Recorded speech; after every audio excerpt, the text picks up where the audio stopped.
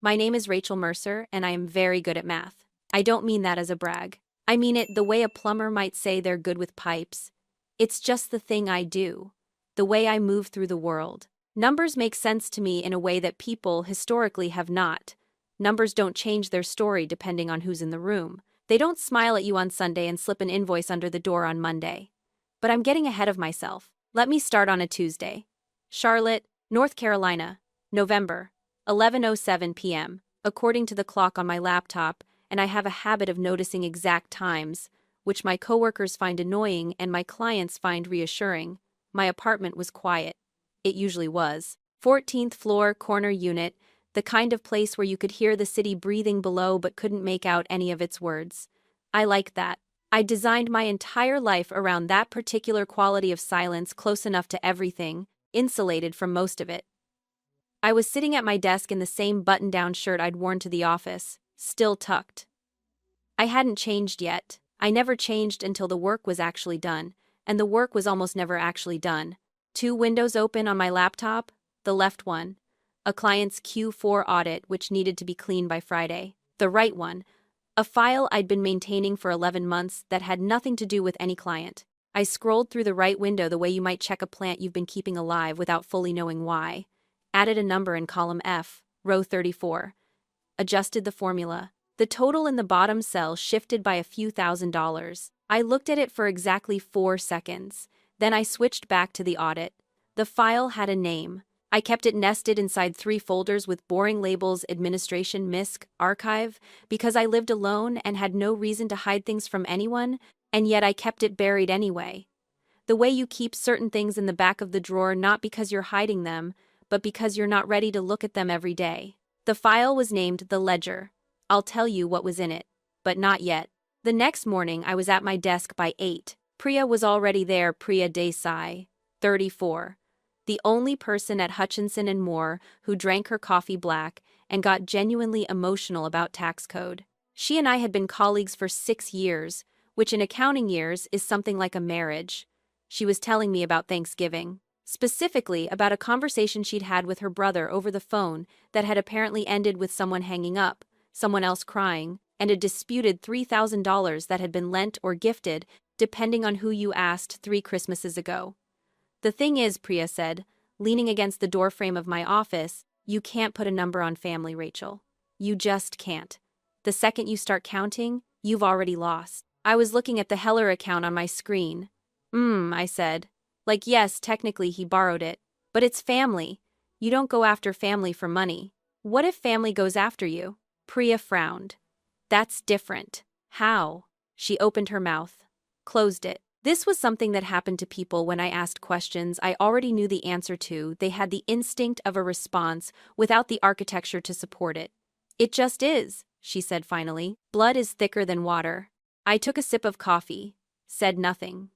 In the elevator on the way out that evening, I thought about what Priya said. I thought about it the way I think about most things, not emotionally but architecturally, turning it over until I could see where the load-bearing walls were. Blood is thicker than water. Fine.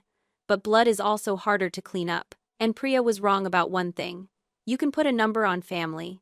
Families do it all the time. They do it with inheritance, with who gets the house, with who paid for the wedding, and who didn't show up.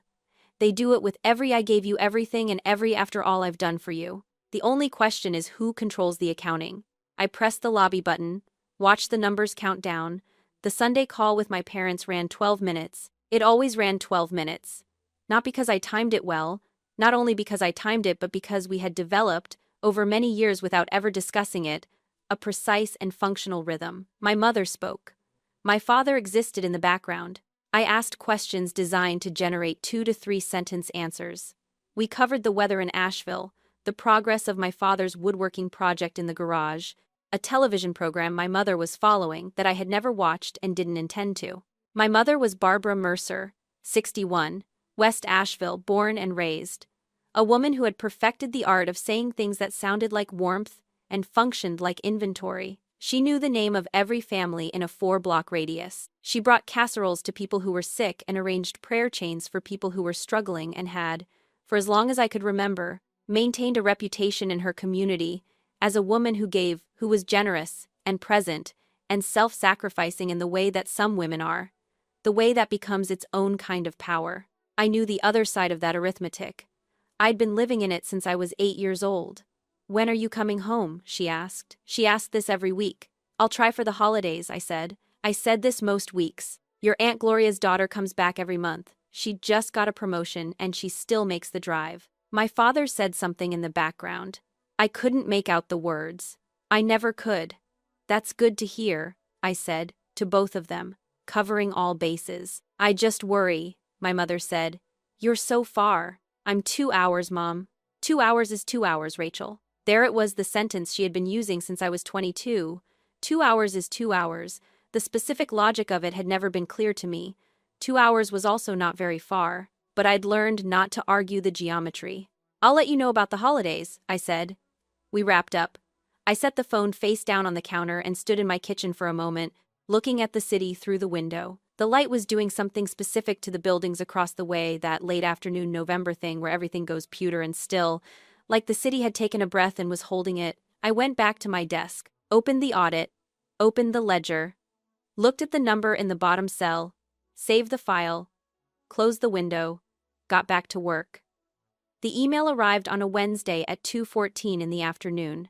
I know the exact time because I was in the middle of reviewing the Heller account column G, row 47, a depreciation figure that had been bothering me for a week, and my phone lit up on the desk beside me. I have a rule about my phone during audit hours. I don't look at it. I looked at it. The sender was my mother's address. The subject line said, "Important family matter."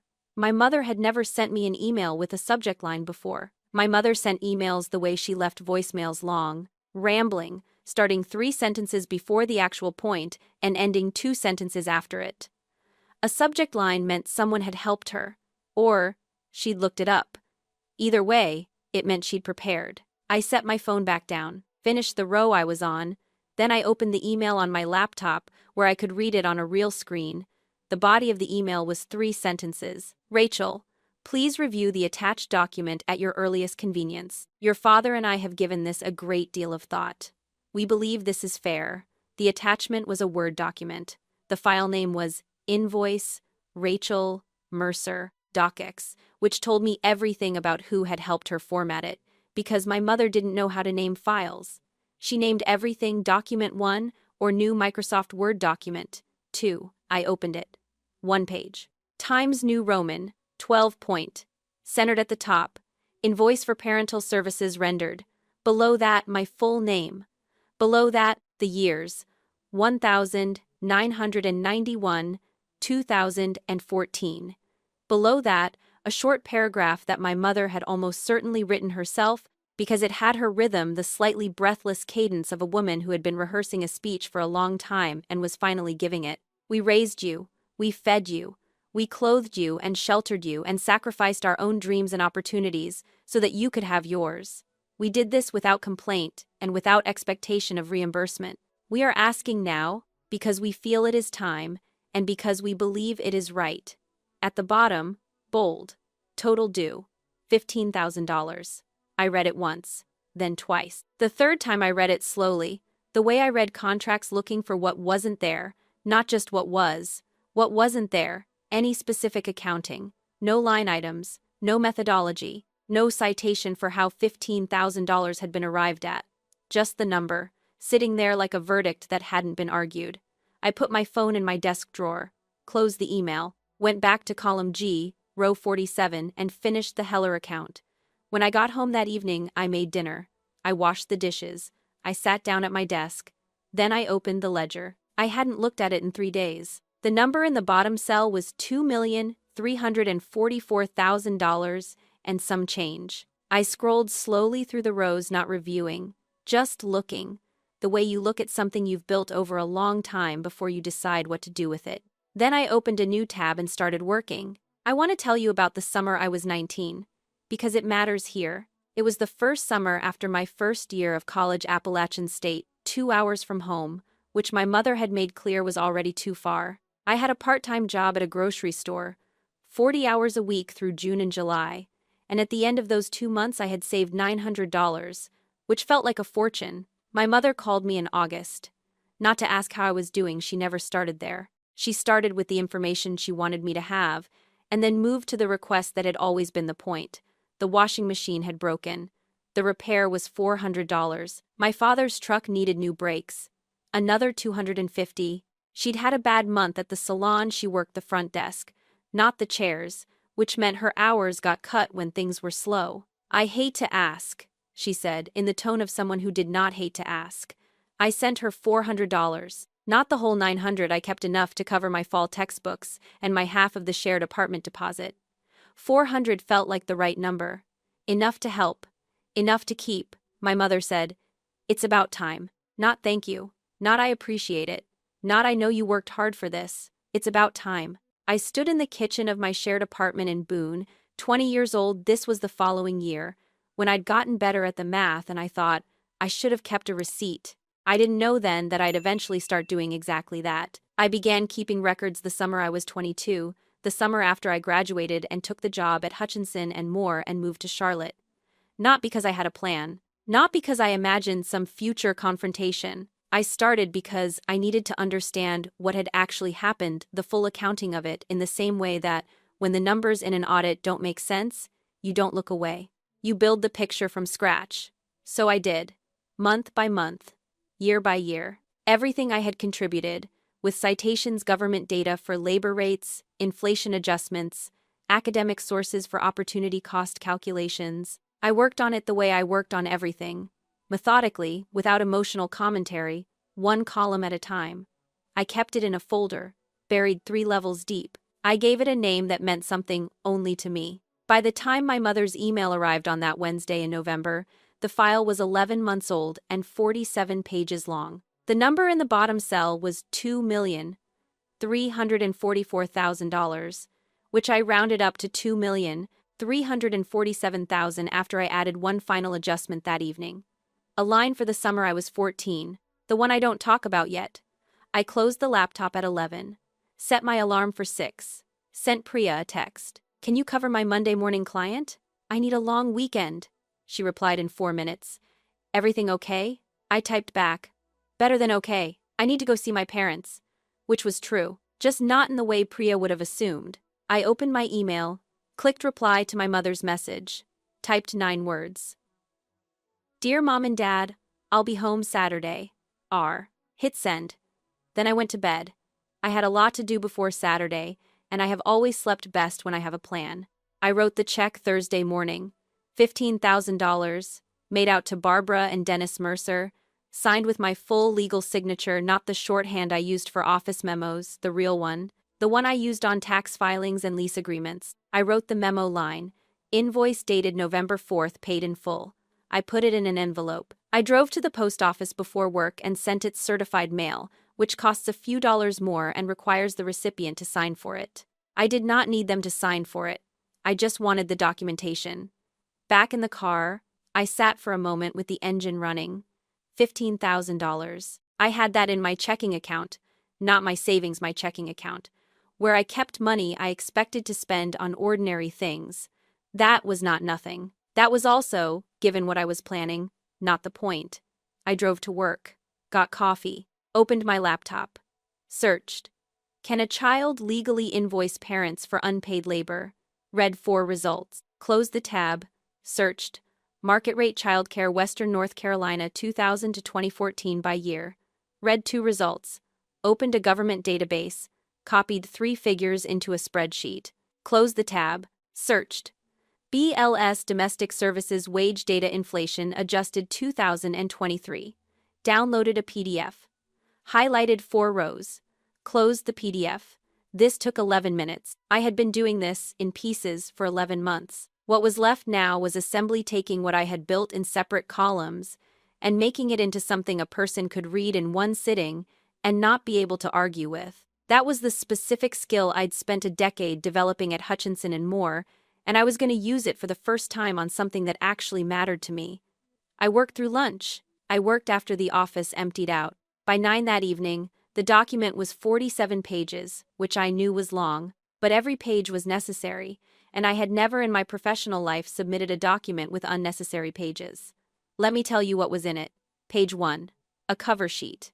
My name, my parents' names, their address on Westwood Drive in Asheville. The total, the methodology statement, 3 sentences, which explained that all figures were derived from Bureau of Labor Statistics data, adjusted for regional cost of living and annual inflation, and cited accordingly. Page 3. Household Maintenance Services, years 1999 through 2007. That was 8 years of cooking, cleaning, grocery shopping, and general upkeep. Beginning at age 8, the year my mother started what she called teaching me responsibility, and what I had come to understand was something else entirely. I used the North Carolina Domestic Services Wage Average for each year, adjusted for inflation. I did not round up. I did not add a premium for the fact that I was 8 years old and had not been given a choice. The number was $31,400. Page 7. Childcare Services, rendered to Daniel Mercer, my younger brother, years 2001 through 2009. 4 evenings per week, on the days my mother worked and my father was at the shop. I was 9 years old when this started. The rate I used was the Asheville childcare market average, lower than Charlotte, lower than Raleigh, the most conservative number I could justify. The number was $48,720. I want to be clear about something. I did not resent my brother. Daniel was 7 years younger than me, and the things I did for him, the dinners, the homework help, the years of putting him to bed, while my parents watched television, those were things I had chosen to do because I loved him. I still do. That was not what the invoice was about. The invoice was about the fact that my parents had taken that love and built a household economy around it without ever asking if I was willing. Page 29. Opportunity cost. Academic. 1 line. Soma tutusine, A6. UNC Chapel Hill Summer Scholars Program in Mathematics and Science. Merit Scholarship. Full tuition. Declined at parental request. Estimated opportunity value in today's terms, compounded, $94,000. I had gone back and forth on whether to include that line for 3 months. Not because I wasn't sure of the number was correct. I had checked it 6 times, but because putting it in the document meant I was going to have to sit across from my mother and watch her read it. And I wasn't sure I was ready for that. I included it anyway. Some things need to be said in writing, where they can't be talked over or redirected or quietly set aside like they never happened. Page 47 was the last page. Summary and terms. The total $2,347,000 and a single paragraph that I had rewritten 11 times over the course of 11 months. This invoice is not a legal demand. It is a record. A full accounting of what was given, what was taken, and what was never acknowledged. I am not asking for payment. I am asking for something that cannot be invoiced and has not been forthcoming.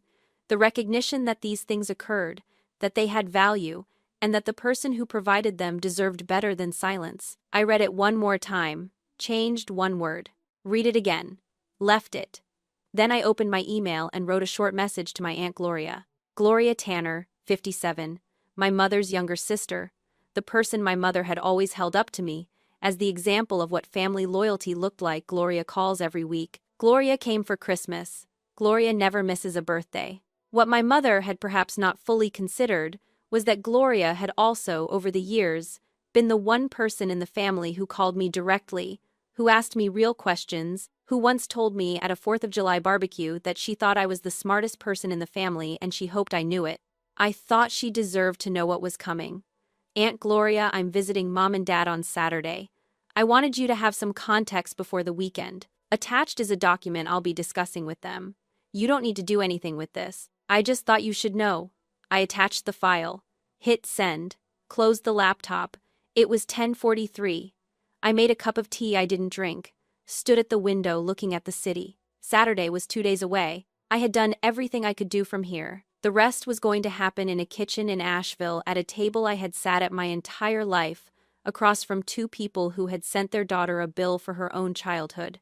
I had sent them a check. Now I was going to send them the math. I went to bed.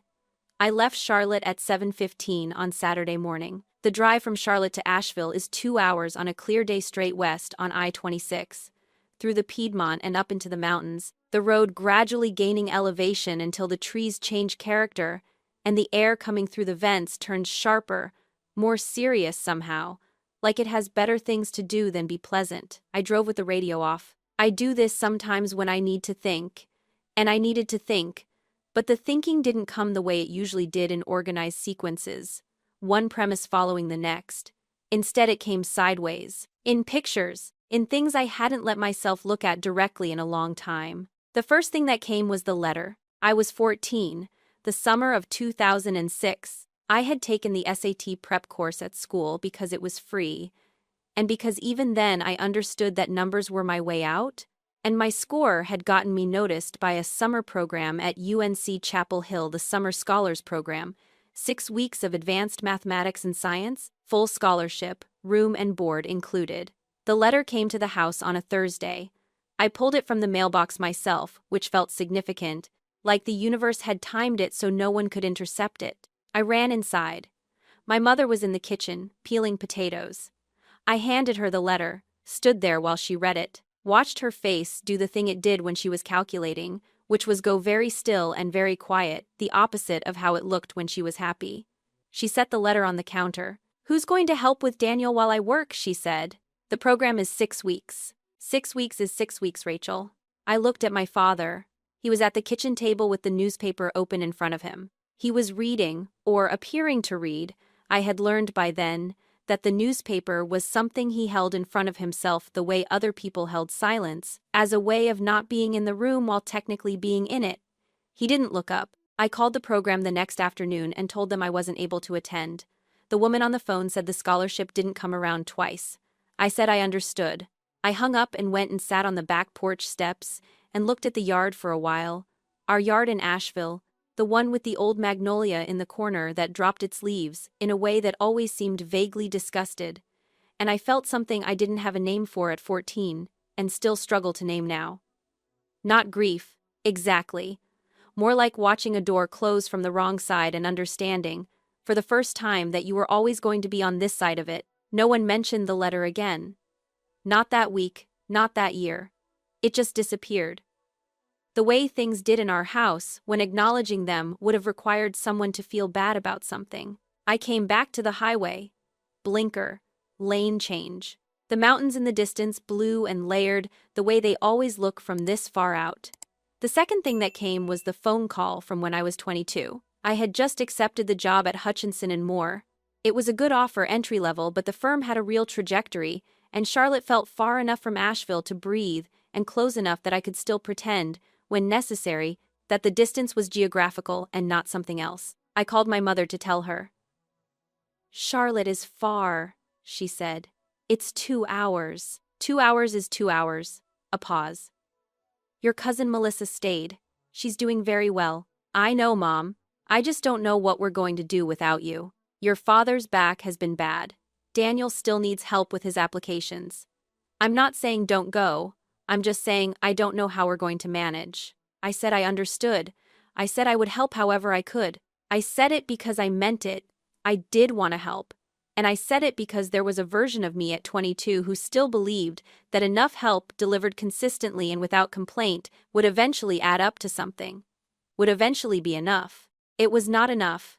I don't think it was ever meant to be enough. I think what my mother wanted was not the help, but the proximity, not the assistance, but the arrangement, the specific configuration of our family in which I was present and useful and available, the same configuration that had existed since I was 9 years old, and which I had disrupted by graduating and taking a job and moving to a city 2 hours away. I sent money instead, every month for 10 years. Not because she asked, not exactly, she had a way of not asking that somehow functioned as asking, a way of describing a problem in enough detail that the solution became obvious, and the only question was whether you were the kind of person who provided it. I was, for a long time, that kind of person. I took the Black Mountain exit because I needed gas, and also because I had 20 minutes before I had to be at my parents' house and I wasn't ready yet. I pulled into the parking lot of a Walmart off the highway, parked, turned off the engine.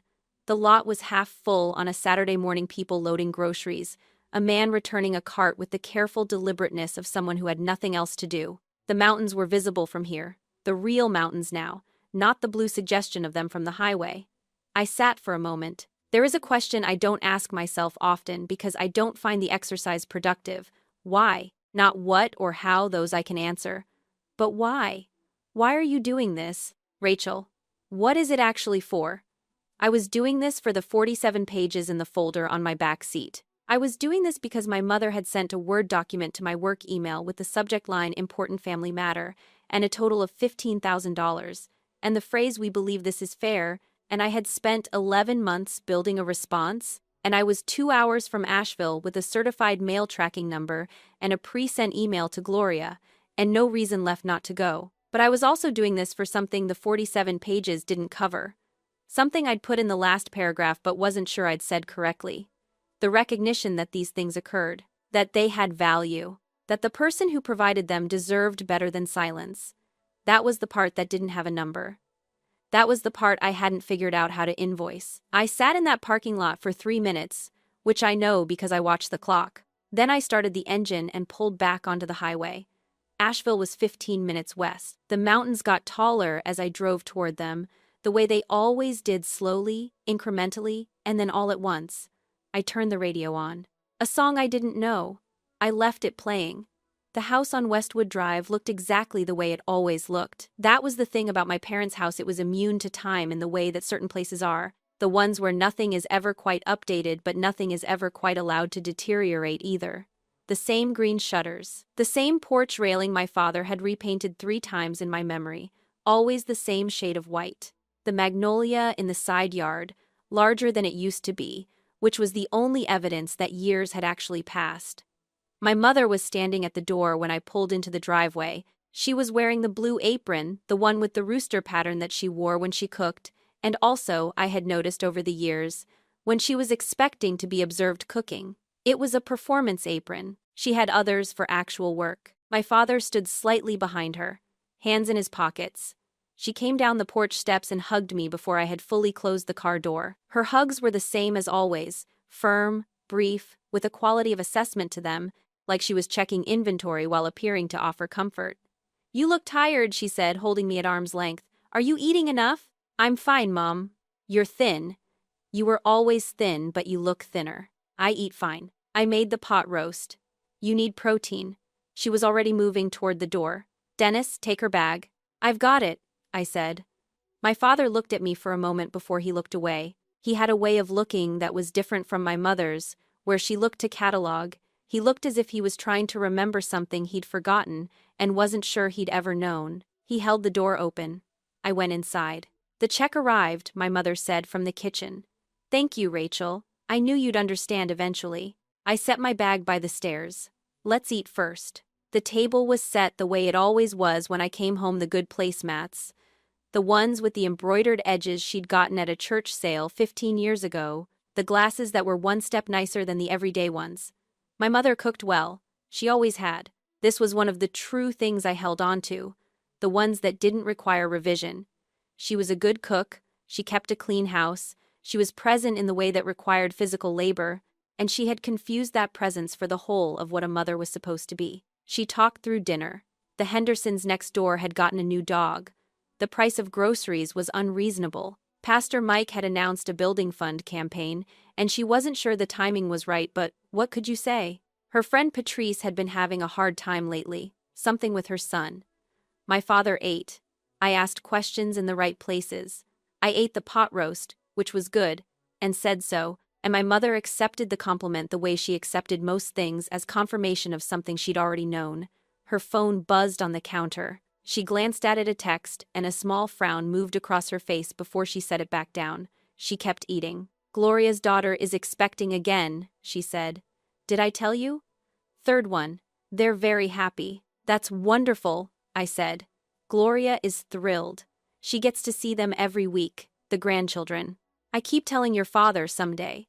She looked at me. Someday. I understood what someday meant in this context.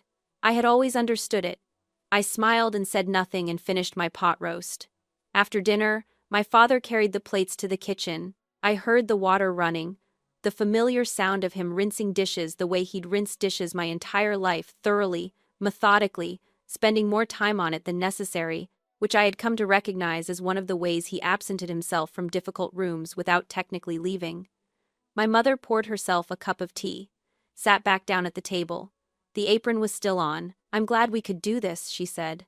I know you've been busy. I know Charlotte keeps you busy. But family has to come first, Rachel. It just does. I agree, I said. She looked pleased.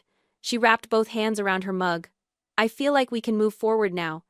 Get past all this. It was the right thing. It showed maturity. I thought so too. And I want you to know I don't hold anything against you. The distance, the calls being short sometimes. Everyone goes through a selfish phase. It's normal. I let that sit for exactly 3 seconds. Then I reached into my bag. The folder was manila, letter size, unremarkable. I had printed the document at the office on Friday, on the firm's good paper heavier than standard, the kind that costs more per ream and holds its shape. 47 pages, hole punched, held together with a binder clip, rather than stapled, because I needed her to be able to turn the pages. I set it on the table, pushed it across to her, not aggressively. The way you hand someone a document in a meeting. I brought something too, I said.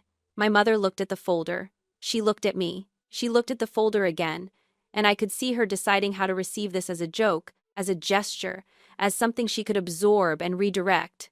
She picked it up, opened the cover. She read the top line, the total. She laughed. It was a short laugh, surprised out of her, the kind that means the person hasn't caught up yet to what they're looking at.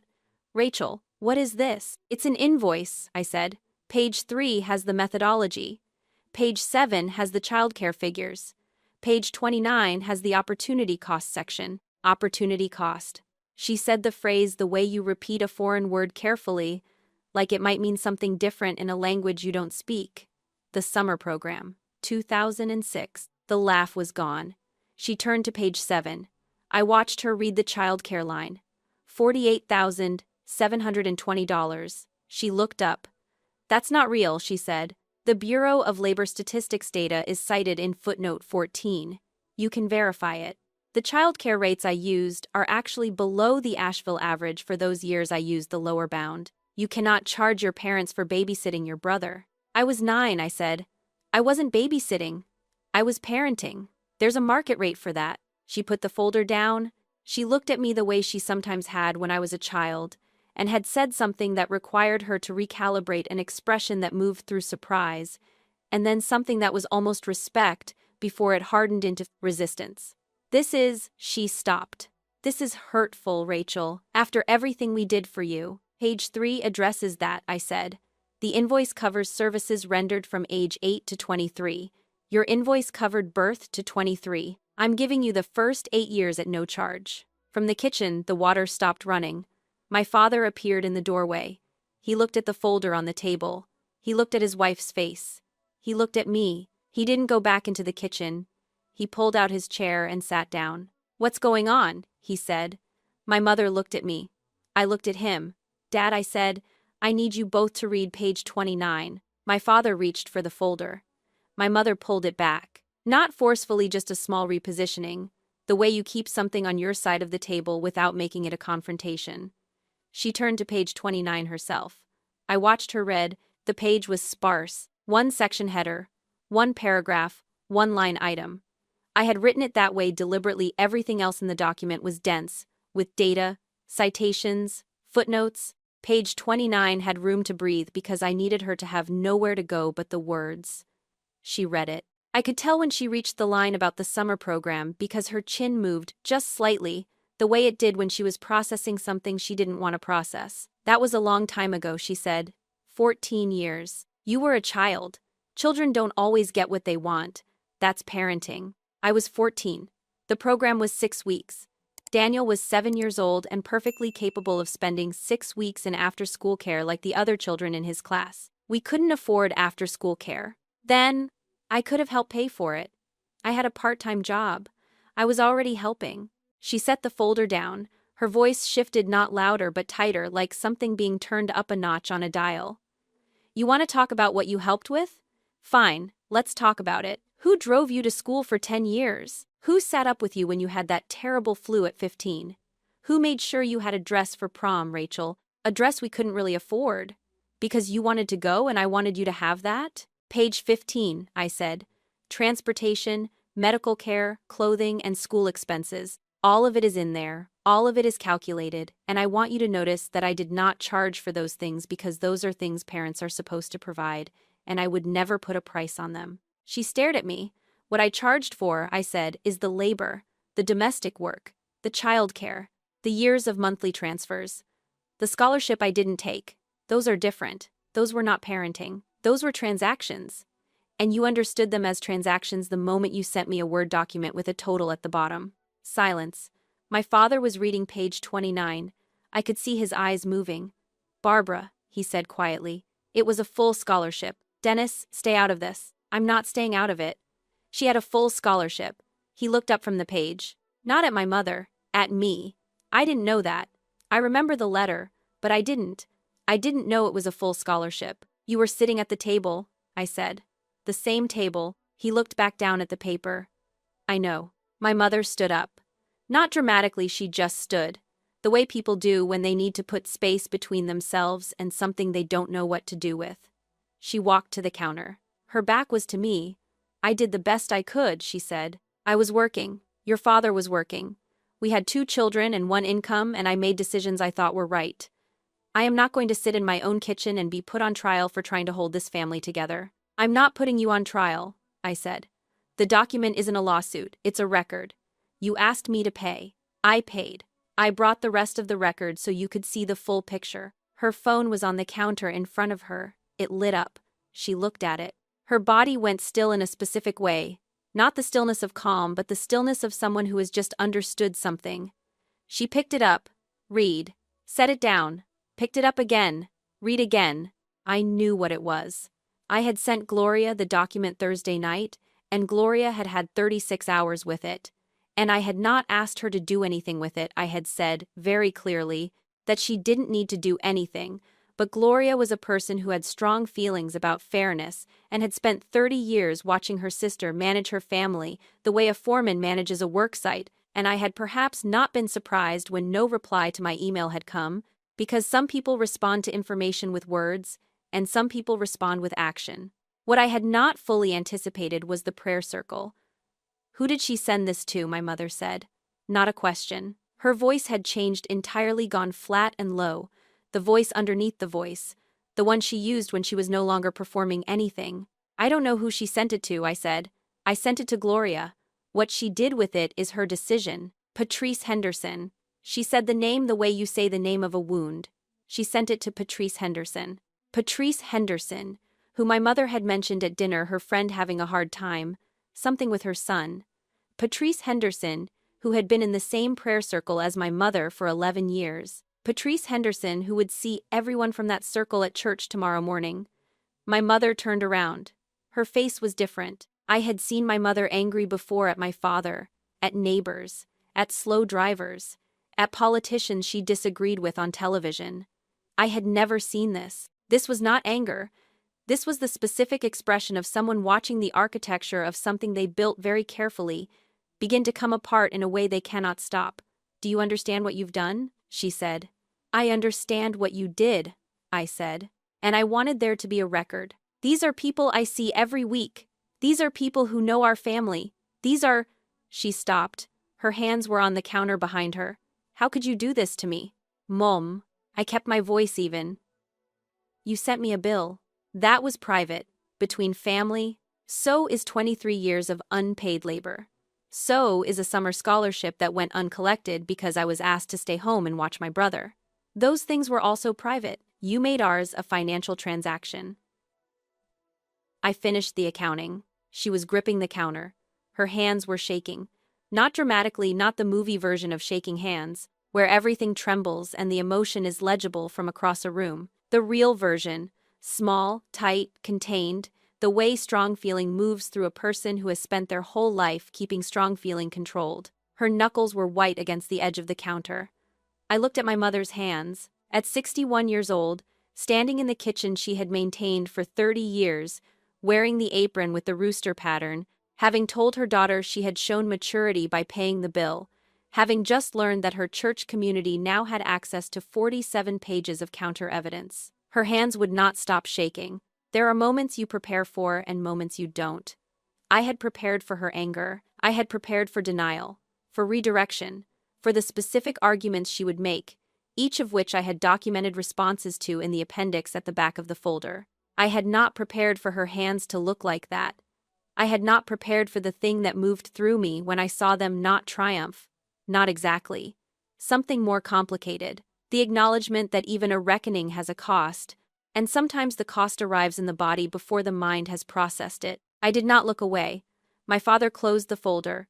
He set it on the table carefully flat, the way he set down tools in his workshop when he was finished with them and wanted them to be findable later.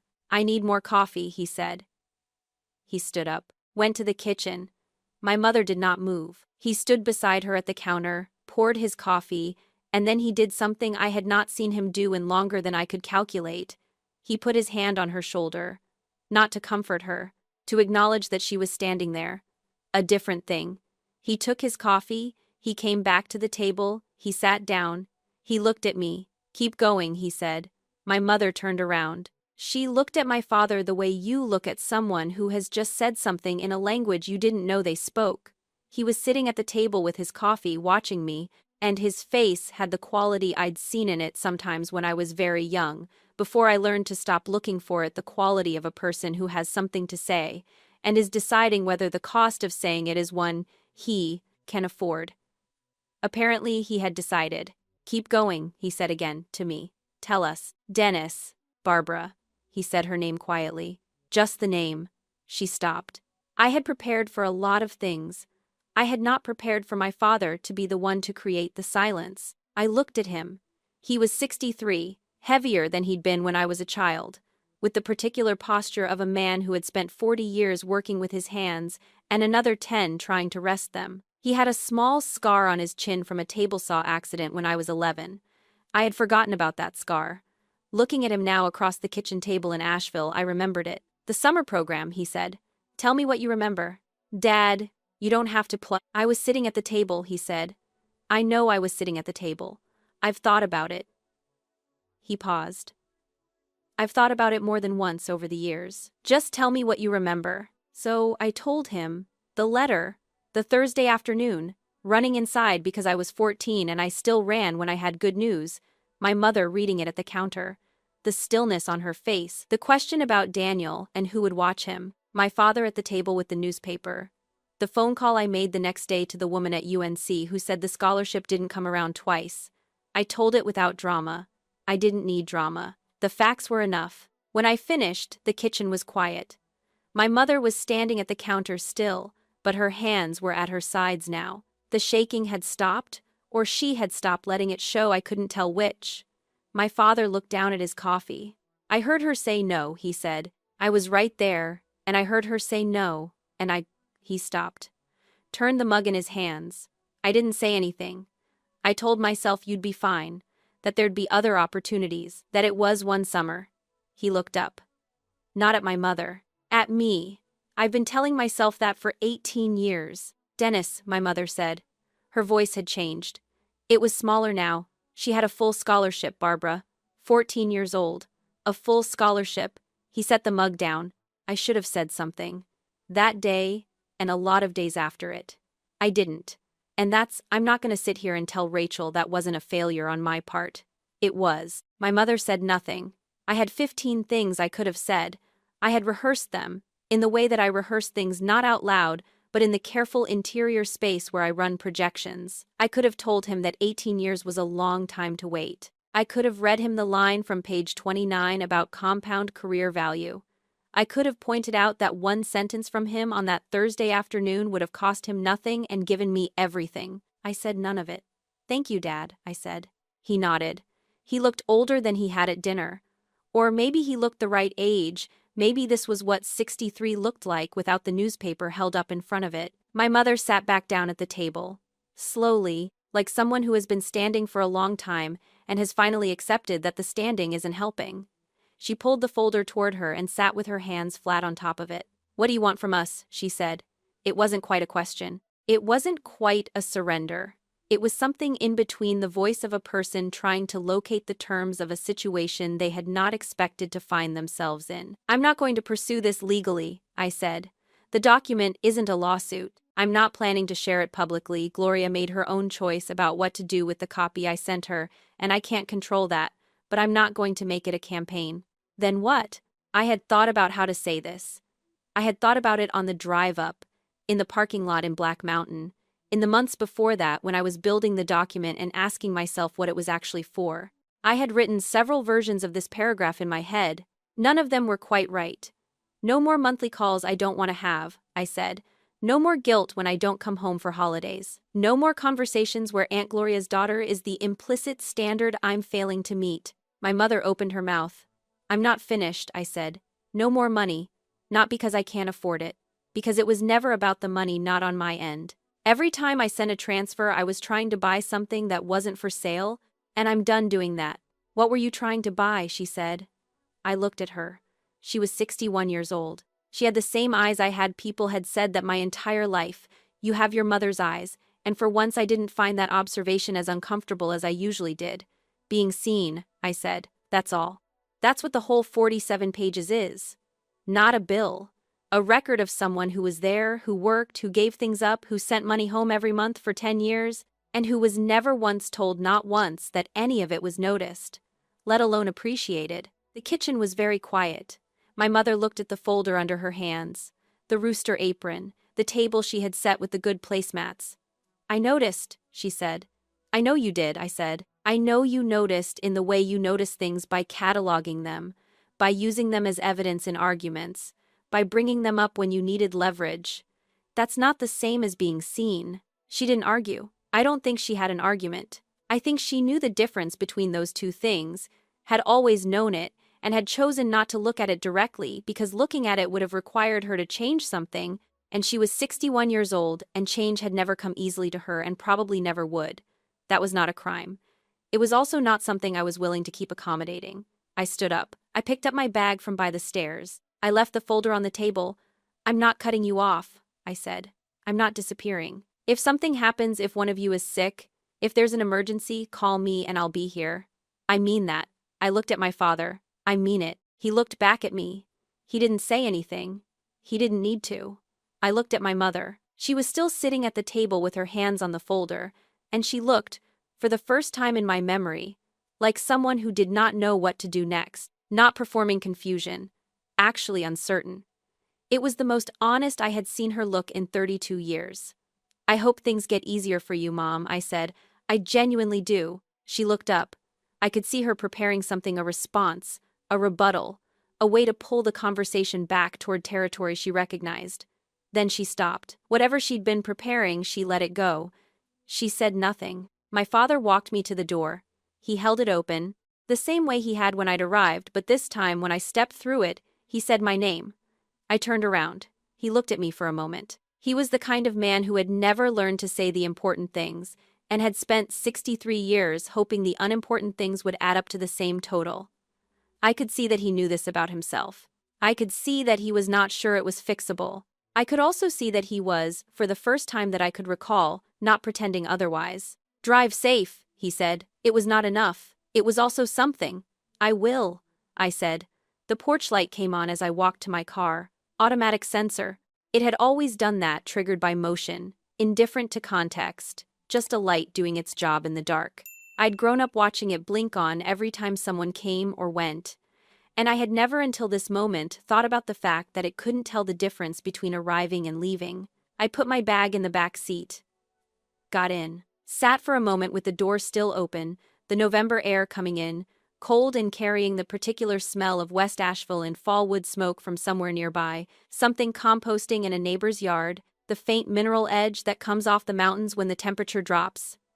The house looked the same as it had when I arrived 4 hours ago. Same green shutters, same white railing. The magnolia in the side yard was just a shape now in the dark, large and still. The curtain in the front window moved, then was still. I closed the car door, started the engine, backed out of the driveway and onto Westwood Drive and did not look in the rearview mirror. Not because I was being dramatic about it, just because there was nothing back there I needed to see that I hadn't already seen.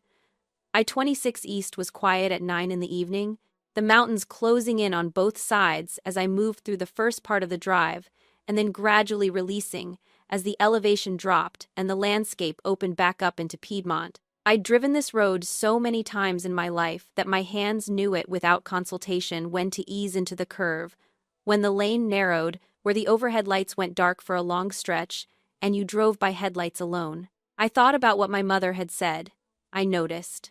I believed her. That was the thing I hadn't been sure of until she said it, and then I was sure she had noticed. She had cataloged everything I gave and everything I did and everything I didn't do the same way I had, because we were the same in that specific and inconvenient way we both kept records. We were both precise. We both understood that the numbers meant something. The difference was what we thought the numbers were for. She thought they were leverage. I had thought for a long time that if I ran a large enough surplus, something would happen, some moment of recognition, some acknowledgement that the account had been paid in full, that I was no longer in arrears for the crime of having been born into a family that had needed more than I'd had to give. I had been wrong about that. There was no surplus large enough. I understood that now in the way you understand things that you've technically known for years, but haven't let yourself sit with fully, without flinching. That was what the parking lot in Black Mountain had been about, I thought. Not strategy, not preparation, just sitting with the thing long enough to actually feel the shape of it. I passed the Black Mountain exit without stopping. The Walmart was visible from the highway, lit up and busy even at this hour, its parking lot full of ordinary Saturday evening. I looked at it as I passed, and felt something small and specific, not quite relief, not quite anything that had a clean name. The particular sensation of having done something you were not sure you could do, and having done it, and being on the other side of it. My phone rang through the car speakers. I almost didn't answer. Then I did. "Are you driving?" she said. "Almost home. How was it?" I thought about how to answer that. How was it? The pot roast, which was good. The apron. The folder sliding across the table. My mother's hands on the counter. My father's voice saying I heard her say no in the tone of a man delivering a verdict about himself that he'd postponed for 18 years. Being seen. The porch light coming on as I walked to the car, indifferent, doing its job. It was what it was, I said. Priya was quiet for a moment. She was good at that, at letting silence be silence instead of rushing to fill it, which was one of the things I'd come to value about her over 6 years of shared coffee and adjacent desks. "Did it help?" she said. I considered the question the way I'd been taught to consider questions, without rushing toward the comfortable answer, waiting for the honest one. "Ask me in a month," I said. She laughed. "Okay, get home safe." "I will." I drove the last 40 minutes in quiet. The city appeared in the distance the way it always did, gradually, and then suddenly, the lights multiplying as I came down the grade into Charlotte, the skyline assembling itself out of the dark. 14th floor, corner unit. The apartment I had designed around a particular quality of silence. I parked in the garage and rode the elevator up, unlocked the door, turned on the light over the kitchen counter, just that one, not the overhead, which was too bright after a long day. I sat at my desk. The laptop was where I'd left it, closed. I opened it. 2 windows, the Heller audit, finished, filed on Friday.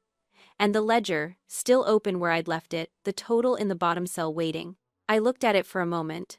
Then I scrolled to the bottom past the 47 pages, past the line items and the citations and the footnotes and the paragraph I had rewritten 11 times to a row I had added 3 weeks ago and had not quite understood when I added it. Row 48. The last row. Cost of never being seen. Incalculable. Listed here as $0 because some things cannot be invoiced. I read it twice. Then, I closed the ledger, moved it out of the archive folder, and saved it to the desktop where I could see it. Not because I needed it anymore, because it had taken 11 months to build and it was mine and it deserved to be somewhere I didn't have to go looking for it. I made a cup of tea. Stood at the window. The city was doing its late Saturday thing, still moving, never fully stopped. All those lit windows full of people and their ordinary lives and their own private sets of numbers that only they knew how to read. Priya had said you couldn't put a number on family. She was right. She had been right the first time, and I had known it even then, and I had done it anyway, because some truths you have to arrive at by going through them, rather than around them. Because sometimes the only way to prove that something can't be counted is to count it, all the way to the end, until you're sitting at a desk at 11 o'clock on a Saturday night with the final total in front of you and the knowledge that the number was never really the point. The point was the 47 pages. The point was the drive up the mountain and the drive back down. The point was my father's voice, saying something true for the first time in 32 years, and my mother's hands, and the folder I left on the table because I didn't need it anymore. I drank my tea. I rinsed the mug. I went to bed. For the first time in 11 months, I did not open the ledger before I slept. I didn't need to. The account was closed. Here is what Rachel learned, and what maybe you already know but haven't let yourself say out loud yet. Love that comes with a bill attached was never really love. It was a transaction dressed up in the language of family. And you cannot pay your way into being seen by someone who has decided not to look. If you have spent years sending money, making calls you didn't want to make, showing up out of obligation rather than choice, you are not a bad child. You are someone who kept hoping that enough would finally be enough. It never is. The account was always going to be overdrawn on their terms, because some people need you in debt to keep you close. The real question isn't whether you owe them. It's whether you've been so busy paying that you forgot to ask what you're owed in return. Have you?